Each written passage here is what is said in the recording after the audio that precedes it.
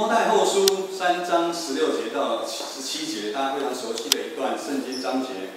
圣经都是神所默示的，于教训、督责、使人归正、教导人学义，都是有益，叫属得人得以完全，预备行各样的善事。我们基督徒就是为了预备行各样的善事。圣经是上帝给我们全人类最大的、最棒的礼物。我们上个礼拜透过以斯帖的故事，当以斯帖他遇到这么大的困难，他仍然祈求上帝的帮助，他也回应上帝的呼召。透过以斯帖可以帮助现在的我们，让我们在每一个阶段的时候，有没有办法用以斯帖的决心，就死就让他死的决心来回应上帝对我们在教会、在职场，甚至在学校的呼召。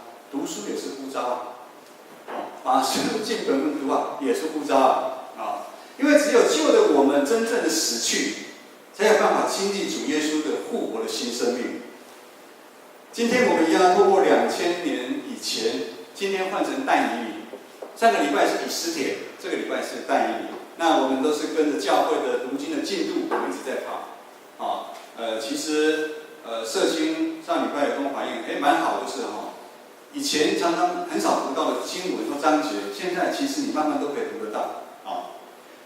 但以理这个人的故事，那我们看上帝如何透过但以理向我们在座来启示他是怎么样一个上帝。但以理发生的时间点比以斯帖他会早一些。当初耶路撒冷沦陷的时候，他们被掳到国外，不是说一次全部掳过去，他们分3批掳过去。那但以理是当初第一批被掳，而且是最优秀的人，他们选最优秀的人到巴比伦去，来侍奉他们的国王。这个地点发生在巴比伦的王宫。圣经一开始就描写这个巴比伦的国王非常的厉害，用台语来讲叫做轰动武林，惊动万界。这种台语来讲的话，他真的是攻无不克，战无不胜。巴比伦所占领的面积其实是非常的辽阔。等一下我们会看到一个意象，那意象里面就代表巴比伦之后的国家一个接一个，但是一个接一个都没有比巴比伦更强盛。但是巴比伦的国王发生了一件事，就是当他战胜回到王宫的时候，他开始做了一个梦。梦中一直出现一个很大的一个人的一个像，那个头是金做的，其实代表是巴比伦。如果我们继续往后面读的话，胸膛跟膀臂是银的，腹部跟腰是银色的，大腿是用铁，然后脚是半铁半银。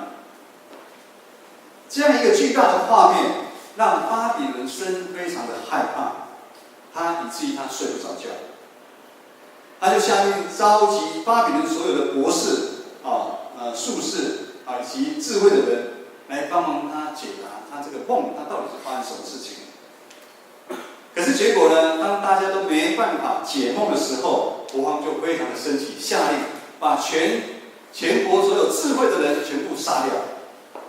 当然，这些智慧的人就包含但以理跟他3个朋友。我们其实没办法理解有这么大一个领土权力的国王，竟然为了一个梦，他就要随随便便去杀人。因为我们都没有当过国王，所以我们不晓得国王的思考模式。就像大家有人觉得老板都很不好搞，对，为什么老板都不好搞？当你哪一天当老板，你就知道老板都奇奇怪怪的以色列皇后当初他也遇到一个糊涂的国王，因为哈曼的影响，他下令所有的以色列人除掉。这个是我们上礼拜讲的。可是这是巴比伦下达要杀的智慧人，几乎都是他们国家自己的人。这样的消息一出去，如果是我们国家里面很多人要被杀掉，智慧人你会不会害怕？会，因为害怕。会不会下一次就轮到我们？另外杀是那个头发太多的人，或者什么样的人，他高兴杀他就杀。我们暂时停在这边，到底这个国王他发生了什么样的问题？现在每个国家的总统，那我们都看到权力非常的大，但也看到民意高涨在古时的时候，那个国王是权力是更大的，他真的是想怎么样就怎么样，他不用经过民意的。其实在台湾大概50-60年前也大概是这样子啊。一般普遍我们的想法，当人得到这么大的地位、名声、金钱的时候，有外在让他很有成就感，他应该会得到真正的一个平安。但是我们不管是以前的国王，或者是现在的总统，甚至政府官员，以及你们企业里面的一些老板，有名有势的人，当人爬得越高，奇怪，他的安全感不一定画上等号。也就是说，人爬得越高，他不一定安全会画上等号。我们常常听到很多高官的人，或者是高位置的人，他们常常有很多的忧愁，他们脾气非常暴躁。请问你老板暴躁几手？啊，不要举手啊。他们很会怀疑，他们甚至会得到如今所讲的忧郁症。我想巴比伦国王他应该也有很多我不知道，他很担心，他很害怕，他的软弱，他很多的欲望，甚至他会气自己。作为一个国王，竟然连一个梦他都没办法控制，以至于他失去了理智，他束手无策。在我们生命的旅程当中，在我们内心的罪性、欲望，也常常驱使我们要去抓住什么东西，或者是控制什么东西，我们才会有安全感。可能在男女朋友交往的时候，有一方就想控制那一方，我不知道。老板也想控制员工，老板还没有下班，前面员工都不敢下班。以前传道上班的那环境就是这样子，所以每次把大家都弄到很晚。当我们以这种自我为中心、需要出发的思考的模式的时候，我们就会陷入很深深的谷底当中。因为我们知道世上的这些知识、地位、金钱，正是我们最亲的人。这些东西有时候就像那个晒谷场里面的那个出坑，那个坑，风一来就把它吹走了。我们在这个世上跟巴比伦国王一样，我们感觉我们手可能要有个东西可以抓，这种不安全感最后会变成一个自私，不安全感会导致成一个自私，以至于我们看到现在台湾最近发生了很多欺骗的一些事情，就是自私。当自己很去欺骗别人，然后把别人的钱骗到之后，然后就逃到国外去，以至于留在台湾有多少人家破人亡。我在跟印华主播书里讲说，当医生，他的职业不再只是医人，而是赚钱的时候，他就会产生问题。医美其实是一个很大的一个诱惑跟魔法。医美，医生他已经变掉了，他要来的客户一直买套餐，一直买会员，一直要你全身上下永远都医不完的。每一个人对自己。我有一个亲戚有削骨过，好恐怖！削骨，他本来是圆圆的脸，现在变尖尖，对，变，就是那个跟韩剧那变成尖尖的，我想到都好恐怖。我们台湾每个角落，我们都看到很多人在欺骗。问题是，这些欺骗的人，他们真的就可以带来快乐跟满足他们里面的心吗？其实我们不要骗自己，我们知道，其实他们内心深深渴慕的平安跟满足，没办法用世上用去骗别人，把别人的东西骗过来，这样子他们会满足开心。虽然没错，他们可能在国外我们会拍到他们在喝下午茶，但是我们知道，这些骗人家钱的，甚至做坏事的人，他们有可能在睡觉的时候，他们会被梦惊醒，他们会在梦里面一直不断的。我不晓得最近弟兄姐妹们有没有来到教会之后，觉得比较不会做梦，或者是常常那个我们演戏的又好讲一颗大石头，每天都梦到一颗大石头压过来。我觉得当你越离上帝越近的话，你的梦真的越来越少。马太福音16章24节到26节这么说。耶稣对门徒说：“若有人要跟从我，就当舍己，背起他自己的十字架跟从我。因为凡要救自己生命的，必上吊生命；凡为我上吊生命的，必得着生命。人若赚得全世界，赔上自己的生命，有什么益处呢？人还能拿什么换自己的生命呢？在这变化快速的年代，人的生命随时会失去。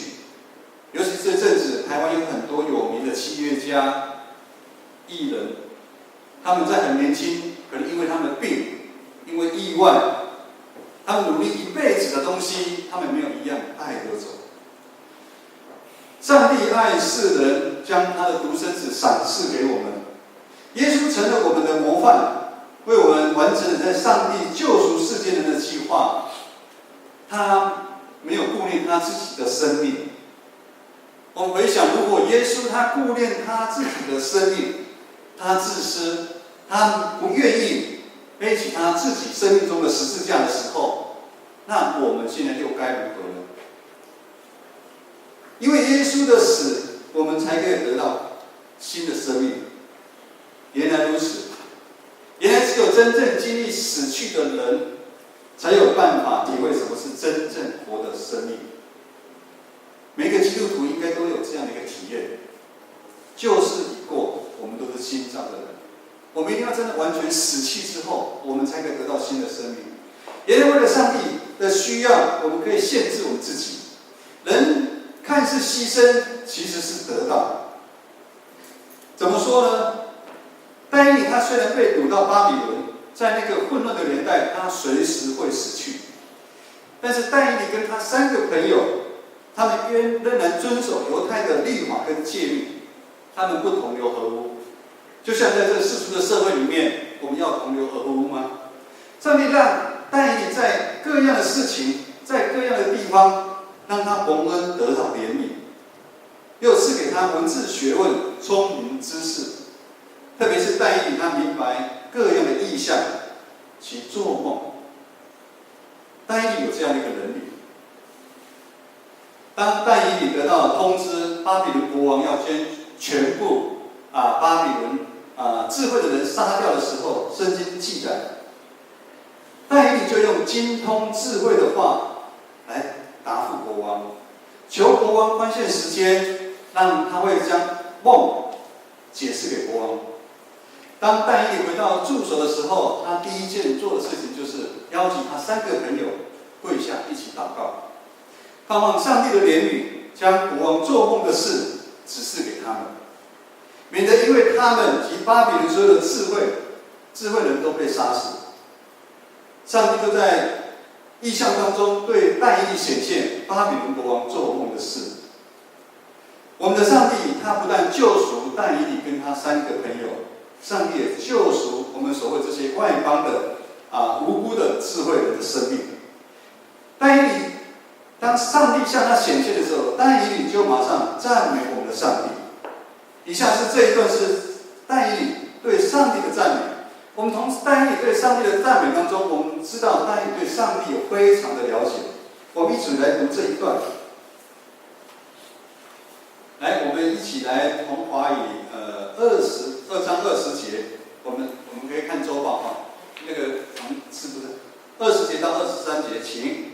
但以理说，上帝的名是应当称颂的，从亘古直到永远，因为智慧能力都属乎他。他改变时候、日期、会王、地王，将智慧赐予智慧人，将知识赐予聪明人。他显明深奥隐秘的事，知道暗中所有的事。光明也与他同居。我列祖的上帝啊，我感谢你，赞美你，因你将智慧才能赐给我，引准我们所求的，把王的事给我们指明。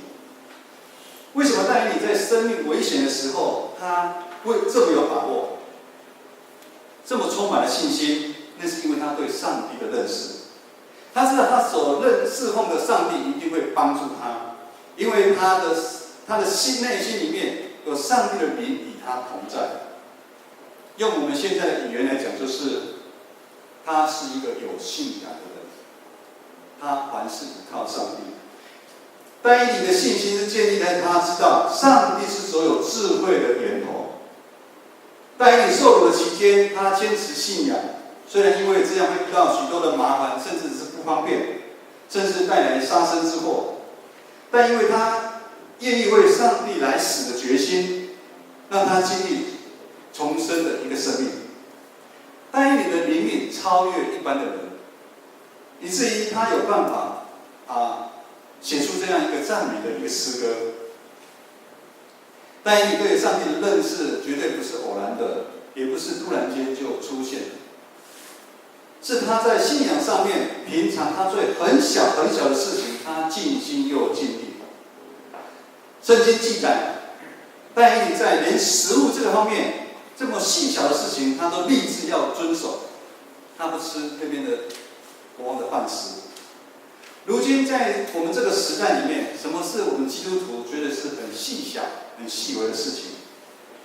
可能是来礼拜，每个礼拜的礼拜天做礼拜、读经、奉献、灵修，我们的团契，甚至是事工的奉献、关心、探访、陪伴，在社会上我们要实践爱邻舍如爱自己，甚至我们在每个角落我们要做光做盐。这些对我们来讲，其实都是很细微、很小的事。信仰是一段很长的旅程，过程当中我们遇到许许多多的风浪，不进则退。但是上帝却要在这些细微的事上面来锻炼我们，他操练我们的心智，训练我们委身时的牺牲跟忍耐，帮助我们越来越有耶稣基督馨香之气。最重要，他是要透过这日常很细微的事情，帮助我们加倍认识我们的上帝。路加福音16章第10节，他这么说：在细微的事上忠心，在大事上他就会忠心。当我们在细微的事上面做操练的时候，当这世间的风浪临到的时候，我们才有办法来面对。我不晓得这世上的风浪，什么对你是风浪？传道昨天也被一个风浪击到，圣歌队练完之后，我就突然开始拉肚子，猛拉肚子。其实腰晕非常没力，整晚都没睡好。这个也是对我自己哇！我今年就生这么一次病，去年也是圣诞节时候生病想必压力太大圣诞节的压力太大，可能是因为要演戏要唱歌昨天子怡说，他就练了好几次，那也不错，我重新来一次，我全部又不会唱了，曲又抓不稳了子怡说你要赶快练习啊，婷宜快疯掉了，我也快疯掉了明明知道我没有唱歌的恩赐，但是他就安排我唱歌，我也愿意，没关系或者是我们亲人突然间的离开，就像我们看到那个袁凯泰突然的离开，我想他的太太、他的孩子们，生意的失败，或者是我们在我们内心受了很大的一个委屈，感情上面受伤，被误会、攻击，工作、学业上面的不如意。但是我们靠着我们对主耶稣的认识，靠着对主的信心，我们才有办法越过这世间的苦难。我也相信上帝会医治我的肠胃所以连讲2堂，我觉得越讲就越有力气反正做的时候一点力气都没有。我们建成教会在这个信仰的群体里面，上帝都安排了很多美好的见证，是不是？我们教会不是所谓的幸福教会现在讲幸福教会，我们教会不是幸福教会，我们教会有很多忠心的弟兄姐妹，他们一家得了癌症生了很大的病但是他们都是很美好的见证人他们靠着主耶稣越过多少死荫的幽谷。我们现在弟兄姐妹也有在医院里面的，也有现在在化疗的，但是他们靠着神，他们一样站稳了。今年牧家也一样我们经历了几件很大的事情，但是因为有弟兄姐妹陪伴我们，让我们感受到主耶稣对我们的爱。主耶稣果然是我们随时的一个帮助。当主掌权的时候，我们觉得一切都是一个恩典。另外一种的大的引导是就当上帝对你的挑战临到的时候，你的反应是什么样？上个礼拜以斯帖，当上帝呼召要他救以色列人的时候，他可以有两种选择，他可以选择逃避，他不要，他继续在皇宫当他皇后。第二种就是他说死就让他死的一个呼召。我上礼拜也有讲到，我们教会现在有很多的同工，不管是我们的乐团，不管我们的爱餐，当有临到不是的当呼召临到的时候，弟兄姐妹邀请的时候，他们愿意回应，还是我们依然要找借口推脱说我们没有时间啊，我们工作很忙，等我退休的时候，我比较闲的时候，我再来服侍。啊，我要读书了，要补习了，啊，等我考完试有闲的时候，我们很多的烧的。我以前在母会的牧师，他常常笑笑在讲道跟大家讲啊，是啊，可你最有闲的时候是什么时候？我们人一生最有闲的时候是什么时候？躺在医院的时候。啊？躺在医院的时候。当我们进棺材的时候是最闲的，那就来不及了。当我们进棺材的时候是最闲的啊。但是当我们发生问题的时候，当我们有需要的时候，我们向主祷告的时候，我们是多么希望主耶稣你快听我们的祷告，不是吗？怎么会差这么大？传道下面要做一个见证，是我们牧家一家人发生在深坑教会过去的事情。深坑是一个非常弱小的教会，没有人，没有钱，百废待举的一个教会。我们刚到，我们就大概，比如说8月到的时候，大概就是10月、11月，就有一个母会的一个长老，他轮休1年，他就来教会做礼拜。他说他那一天就被牧师那时候传道，又不是很轮转的台语，然后他又很专心的听，然后他就被感动了。之后他就有1年的时间，他轮休1年，他就一直在深坑聚会。之前传道有做过见证，他来做礼拜，每个礼拜都奉献1万块，节期加码。像这种不正常的事情发生，传道都叫他是上帝的作为，这个也就是神迹奇事，这个是很不正常的。这中间教会的隔壁要拿出来卖，需要几千万。这位牧师在上帝给他很深的感动，他在讲道的当中呼吁弟兄姐妹要为这个祷告。我们知道，对弱小的教会来讲，他要平稳的走下去，要付出平常的经常会，甚至牧者的谢礼，都是很困难的。何况要在隔壁买一个房子。但是那一阵子，上帝让我们看到，不管大人小孩，不管他从哪里，都突然跑过来了。我们小小的一个地方，人坐得满满的。我们祷告了非常的久，突然间屋主不卖了，我们非常的伤心难过。然后又过了一段时间，我们就受上帝的呼召，来到我们建成教会。要离开深坑的时候，这个长老请我们吃饭，他跟我们讲一个我们不知道的一个事情。他说当初上帝激动他，私底下去找这个屋主谈价钱。其实他已经谈得差不多了，可是他不晓得为什么他突然就不卖了。这个长老在跟我们讲的时候，他用很非常不好意思的口气，好像很对不起我们。如果他当初有买下来的话，我们就不会离开。听了他的分享，老实说，我们一方面惊讶，一方面真的很感动，真的眼泪流下来了。我们一边安慰这个长老，因为我们知道他真的愿意为教会、上帝的教会，他牺牲自己出钱出力，他是这么爱上帝的一个教会。各位弟兄姐妹，当我们在很小的事情上面忠心的时候，当大的呼召临到我们的时候，我们才能勇敢做出决定否则大的呼召临到的时候，你会退却，你会胆怯，那你就没办法成就上帝在你身上要做的美好的计划。这位长老他就是这样的人，在我们认识他的时候，他常常跟我们分享。其实那时候我也觉得是吗？不是很。他说他现今的事业、家庭都是上帝给他的。如今我知道他对上帝真的是非常非常的认识。当上帝叫他将他口袋里面、他存折里面的钱拿出来的时候，他绝对没有三心两意，他义不容辞。上帝知道他的忠心，就好像当初上帝知道亚伯拉罕献以撒的忠心是一样的。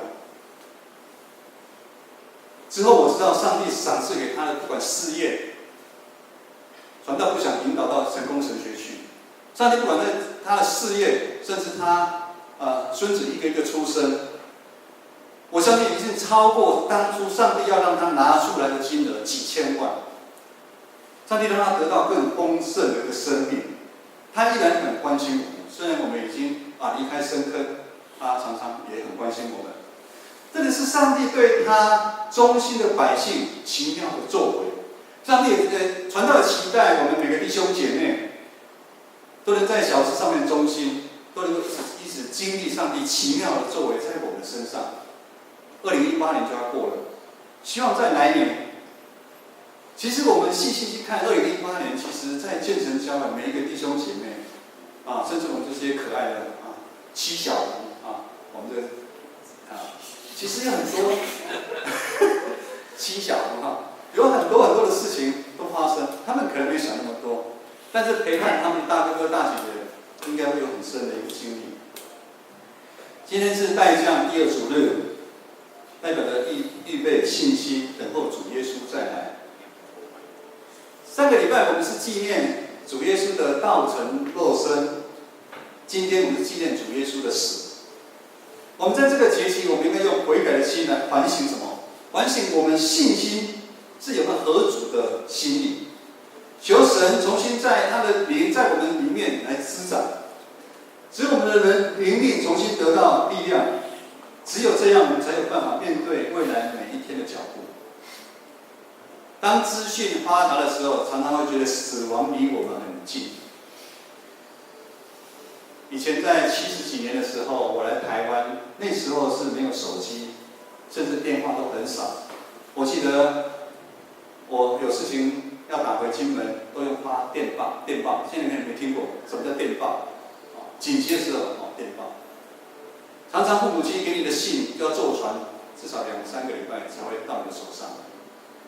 可是现在资讯发达的时候，你常常会听到很多的消息。尤其最近我看到这个人过世，这个走，我会担心，会有。我不晓得大家在灵命上面，可是当我明白上帝对我们每个人的呼召的时候，我们来荣耀上帝的名的时候，我们就不会担心害怕。2018真的要结束。传到最后，再提醒大家，在这世俗化的一个社会，常常让我们感觉到，我们已经可以看清楚前面的道路。我们常常也会让我们以为，这世界上所有的名贵的你读好的学校，或者是地位、民生、金钱，甚至觉得是健康，是因为你去健身房锻炼，你是按照饮食在吃，这些都靠你自己努力打拼的。但是在2000多年前的但以理，他早已明白，但以理早已看破，他觉得这些都不是靠他自己，他知道，就是连巴比伦国王这么有大的权势的人，不过就是一个梦。常常说，很多人常常会做噩梦，被噩梦搅扰，可能真的就是这样。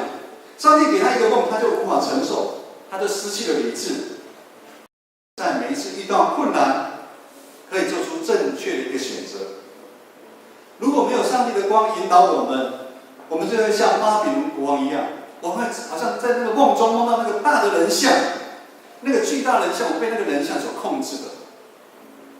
传道不知道现在是什么样巨大的一个人像控制着你，可能是网络，可能是手机，可能是过度的强调健康，或者是过度的强调什么来控制你。以至于让你没办法回应上帝对你的呼召。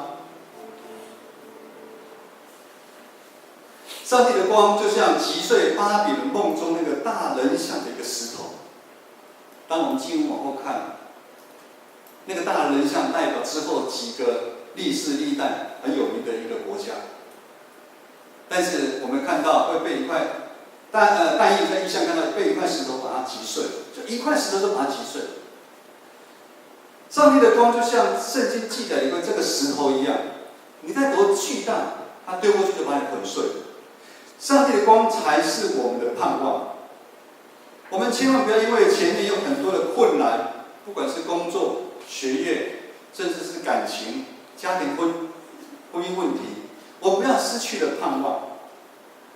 我们不管是从以斯帖的身上，或者是对但以理的身上，我们都知道上帝永远在掌权。阿们！上帝永远在掌权，这个世界是上帝永远在掌权。今天我们的救主耶稣基督就要降临，我们要常存感恩的心，迎接救主耶稣基督的降临。我们要如同东方的博士一样，我们也要演戏，对不对？我们要常如东方的博士一样，将我们的礼物预备好，将我们生命当中最贵重的黄金、乳香、没药。传道再次挑战大家，要把你生命当中最重要的黄金、乳香、没药献给上帝。你不要把零碎的时间奉献给上帝。要睡觉之前忘记祷告随便祷告，忘记睡觉。要把你生命当中最重要的东西奉献给上帝，给我们的君王。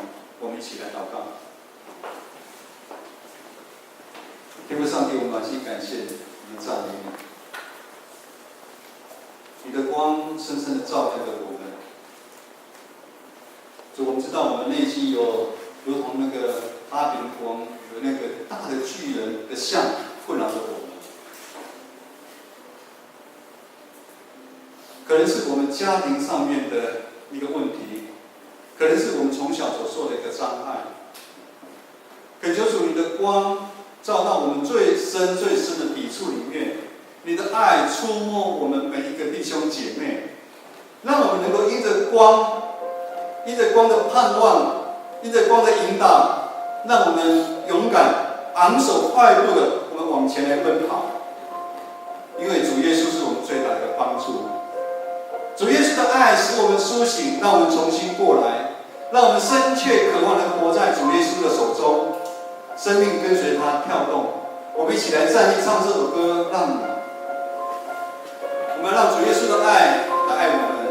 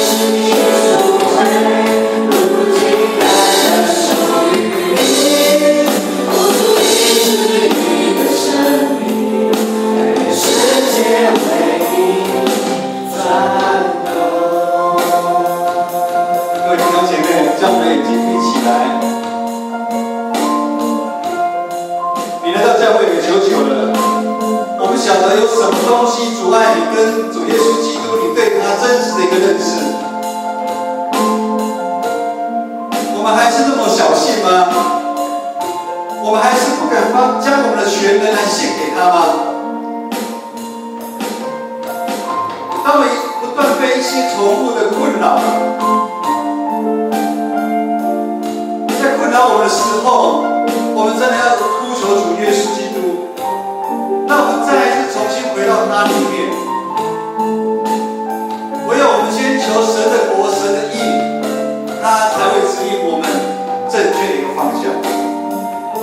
唯有我们连接主耶稣基督，神的光照耀我们，好叫我们可以昂首往前道路勇敢的前行。愿主耶稣基督保守看顾大家，我们继续来唱这首歌，上帝。